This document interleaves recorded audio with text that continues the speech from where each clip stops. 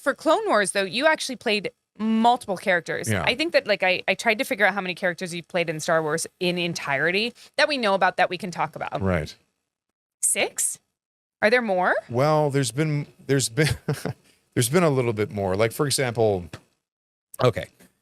And this is part of, okay, you're gonna dig on this because you've been in the middle of this. You know exactly what I'm talking about. When everyone talks about what they would do, if I did it, I would do this, or my God, you know what they would have done? They did this, but I would have done this, and all this stuff. And we all sit there going, no, you wouldn't, because you have no time, and you have no budget that you think it's a big budget thing. You're like, actually, that money is spent pretty quick. Yeah.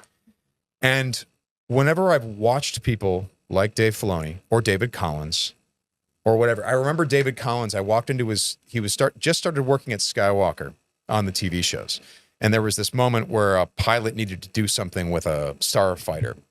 I think this was on Star Wars. Anyway, it doesn't matter what it was, but he was like, moment where this character is like getting fired on and flying a starfighter and then does something like this. And then shows the starfighter shoot off. And he's like, okay, so that needs to be a moment. There needs to be a real clunky and then, yeah, it's got to really make a statement at this point. So I think Indiana Jones and Raiders of the Lost Ark. I'm going to see if I can get that engine sound or that clunky thing from the truck. Yeah, that thing. I see if I can get that. Okay, and he pulled it up from the library. Okay, I'm going to pull that in. That little piece here. I think they had a really cool buzzy engine in Attack of the Clones at this reel 3, and blah blah blah. Okay, he pulls it in. No, I'm going to take that and I'm going to reverse it and blah blah, and put that in there and do this. And he's going at warp speed. I'm watching him work so fast. And then finally he hits play, and it's this person, he's getting fired on. I'm like, dude, that's awesome. He's like, I can't spend that much time on the next piece. I've got to catch up. I'm like, what do you mean? It's like, that was way too much time to spend on that one moment. I don't have time to do it like that. We have to keep moving. And I was just like shocked at how fast that was. And he was giving himself shit for being too slow. Too slow. And the thing that we all learn, it's that thing, what do they say at Juilliard? Well, you could do as many takes as you want until they get it right. No. There you are on set, Mando, and you got maybe 2 takes to get that key moment out, and it's got to be perfect. So this whole concept of people being like, well, I would do this. No, you wouldn't. I promise you wouldn't, because you have no idea how fast you have to do this. So you asked me how many characters I played. It's actually a lot, because they call me and David and a few voice actors to help with a lot of the background stuff. For example, there was a character named EV-99 in Return of the Jedi. He's one of the torture droids. Okay. New acquisitions. You are a protocol droid, are you not? And they're torturing a droid in the background, and he starts threatening 3PO. Anyway, he shows up in Book of Boba Fett in the kitchen, which is not sanitary. You can't use a torture droid in the kitchen. But anyway, but it was EV-99. Unless I'm getting the character name wrong. I hope I'm not. I don't know. This is on you more than it's on me. But my Star Wars trivia ends at droid names. Droid, yeah. God, okay, forgive me if I've got the character name wrong, but it was that droid. Okay. And I knew that droid was voiced by Richard Marquand, the director of Return of the Jedi. So in the moment, as we're going through the episode, what do? You do a take or 2. Be like, okay, wait, hold on, guys. I think that was Richard Marquand.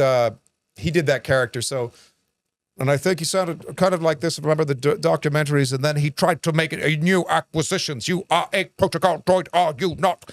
And I started doing that. And then I rolled into the dialogue. And you do a take or 2, and then you move on. Yeah. And then Trey over at Skywalker goes, yeah, well, here was the processing they used in Return of the Jedi. And then it comes out, and you're like, oh, there's EV-99. We did it. Yeah, that's what it sounded like. Cool. But you're moving so fast. So I do a lot of characters, but we move so rapidly that I have forgotten who the characters are. That's amazing, though, that you have not only the ability to do the voice, but you have the knowledge of this universe to be able to pull from your memory bank and actually remember those kind of things. But I'll tell you what is, okay, so someone might want to give me credit for that, but like Matt Wood, David Collins, and Dave Filoni, they have that stuff. You've seen it a million times. Yeah. Well, it's this. Actually, we need that. Well, can we get this? And can we get that?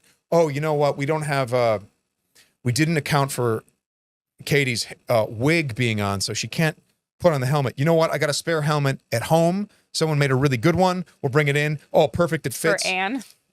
Yeah. I don't even know if that story's out there. It is now. It is now. Yeah. There was a moment in like a legitimate episode. We were in the middle of filming. Middle of filming, by the way. You can't stop. No, you can't stop. And we couldn't get Bo's helmet on my head with my wig because it was made to fit my head. Not Bo's head, not the wig. So it was meant to fit my hair. And you put the wig on, it adds, a lot of space between the helmet and your head. It's like an extra your half actual inch. hair is in a thing. It's underneath the wig cap, and then you put the wig on, which is with lace, and it's much like thicker, and so it adds quite a bit of actual girth. It's almost like wearing like a swim cap that's been stuffed with like stuffing, like doll stuffing or something. And so we're like, what are we gonna do? We need this shot. And Dave literally goes, somebody made Anne a helmet, a fan. It's up in my office right now. Go grab it. I think that it's an empty dome. Let me go get it. And we literally used it in the shot, and then they CGI'd it. Yeah. But they had me putting a helmet on and the physicality of it.